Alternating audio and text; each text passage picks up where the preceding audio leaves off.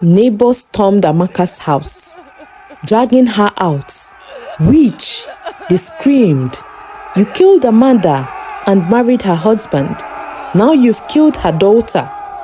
They forced her to carry Ngozi's lifeless body in her arms, parading her through the streets like a criminal. Amaka's mind went blank. Her knees buckled as the weight of Ngozi's cold body pressed against her chest. Let me take you back to how Amaka found herself in this situation. Amaka stood at the altar. She first smiled on her face as she vowed her love to Emeka, her late sister's Amanda's husband. Despite the family's tragedy, Amaka and Emeka quietly exchanged vows, surrounded by only few friends and family. They got married amidst all that happened. Some relatives still whispered that this union should never have happened. But her parents had given their blessing. They had already taken away her happiness once. They wouldn't do it again. But in Amaka's heart, there was no peace. She carried Amanda's children, Ngozi and Amechi, on her shoulders now, raising them as her own. She loved them, or at least tried to. Yet, each time she saw Ngozi's eyes, her heart sank. The little girl looked so much like her mother, Amanda, the sister she had killed with her own hands. How could she ever forget that? She never allowed the children to feel the absence of their mother. But oftentimes, Amaka found herself crying whenever she remembered the bond they shared, how they've stood for each other, and how she eventually killed her own sister. Late at night, when the house was quiet and Emeka slept, Amaka would sit on the dark, tears streaming down her face.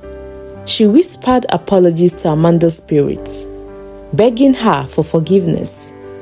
She had loved Amanda deeply, yet in a moment of madness, she had snatched away her life. How could Amanda ever forgive her? Could she ever forgive herself? She sometimes comforted herself that it was never her fault. She was pushed to the wall, and Amanda shouldn't have agreed to marry Emeka, her own fiancé, and even when all arrangements had been made and her wedding was just 24 hours. She tried to forget the issue, but she constantly found herself battling to move on, especially when she sees Ngozi, Amanda's first daughter, who looks exactly like her. 2 years passed, and Amaka's womb remained silent.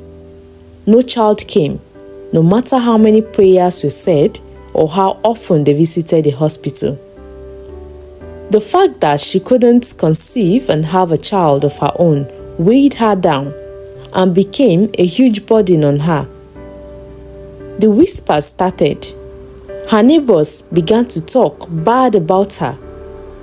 They called her barren witch. "You killed your sister and took over the home. That's why the gods have closed your womb." The words cut deep.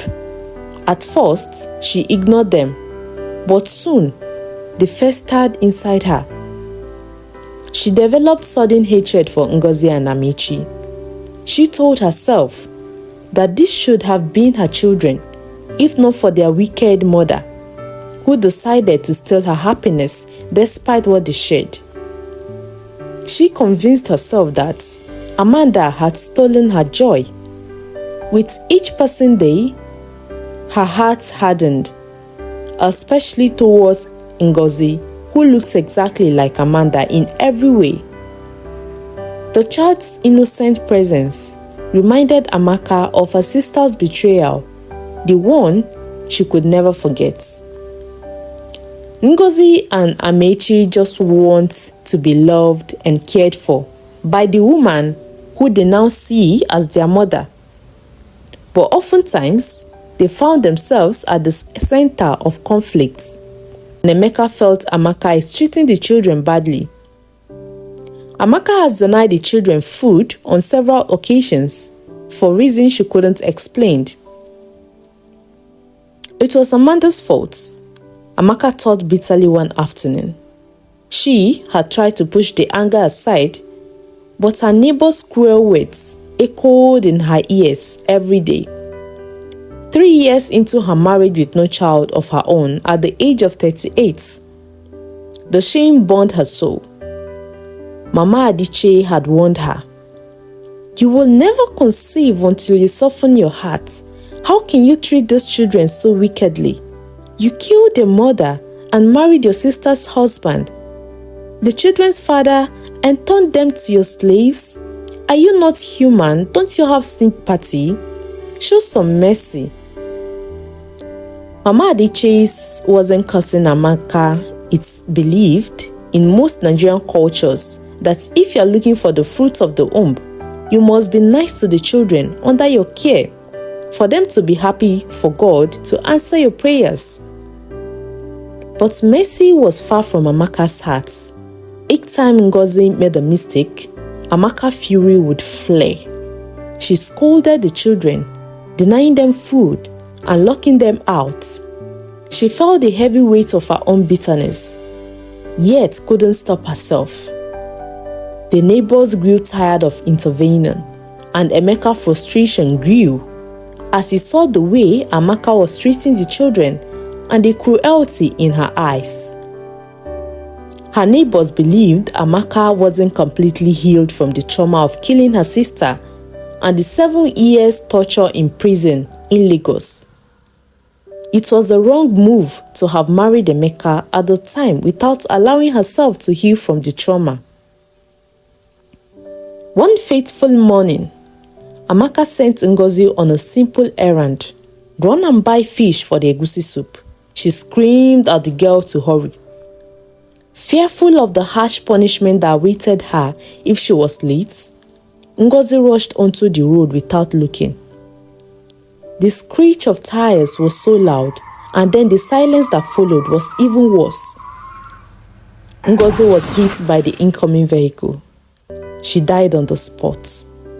Before neighbors could rush to intervene, the car had sped off and the driver could not be traced. The streets erupted in chaos. Neighbors stormed Amaka's house, dragging her out. "Witch!" they screamed. "You killed Amanda and married her husband. Now you've killed her daughter." They forced her to carry Ngozi's lifeless body in her arms, parading her through the street like a criminal. Amaka's mind went blank. Her knees buckled as the weight of Ngozi's cold body pressed against her chest.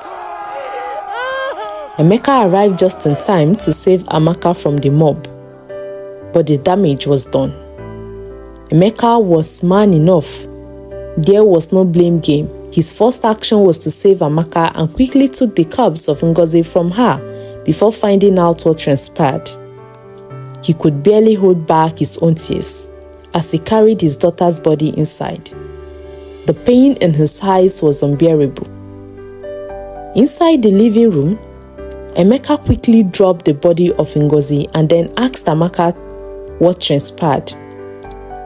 Amaka explained she only sent Ngozi to buy fish to prepare egusi soup, and the next thing she heard was the neighbors alongside some youths calling her names and dragged her to the streets, forcing her to carry the corpse of Ngozi without anyone telling her what happened.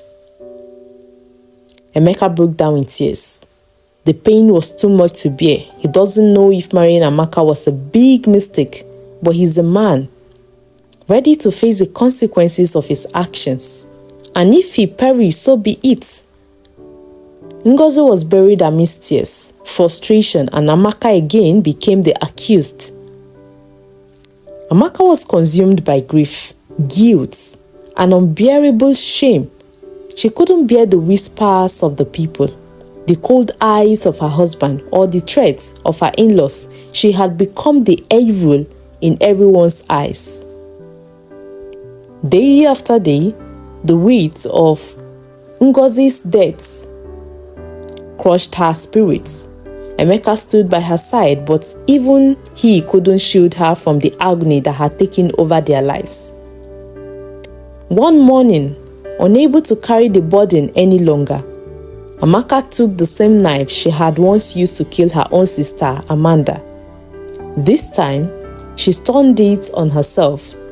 As the blade pierced her skin, she could only think of one thing: reunion. She longed to join Amanda and Ngozi in the afterlife and ask for their forgiveness. Amaechi's scream brought Emeka rushing home. To see another gory sight before him, it was too late. She is drawn in her own pool of blood. As she struggled to speak, blood pooled around Amaka's slain body. Emeka quickly rushed her to the hospital.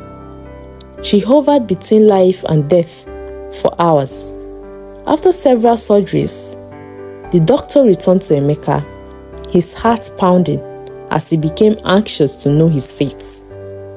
"Good morning, Mr. Emeka. Are you Amaka's husband?" "Yes. Please, how is her condition?" he asked curiously. "Well, we've tried our best, and after 5 different surgeries, because the knife cut deep into her, we have been able to stabilize her and she's doing fine. We hope no more complications. We will watch her for 2 weeks and see." This was enough relief for Emeka as he thanked God for giving them second chance at life. Amaka survived, but she was a broken woman. Emeka, the devoted husband, decided they needed a fresh start. He moved them away from the memories of Ikorodu, hoping that a new environment in Aja area of Lagos would help Amaka heal. And slowly, she did in Aja, far from the judgment of neighbors. Amaka found a flicker of peace. She dedicated herself to prayers, seeking redemption, and finally accepting her role as Amaechi's mother. Her heart softened, and she asked Amanda and Ngozi for forgiveness every day, hoping that one day the burden would lift. 5 months later, a miracle happened. Amaka was pregnant. The tears of joy that flowed from Emeka's eyes told her everything she needed to know. There was still hope, even after so much pain.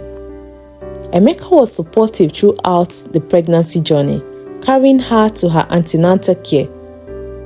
They welcomed twins, a boy and a girl, into their lives, and with them came a second chance to build a family rooted in love, forgiveness, and the lessons of the past. They raised their children with love and compassion, guiding them not to make the mistake they made in life. If you like this story, don't forget to like, share, comment, and subscribe to our channel for more interesting stories.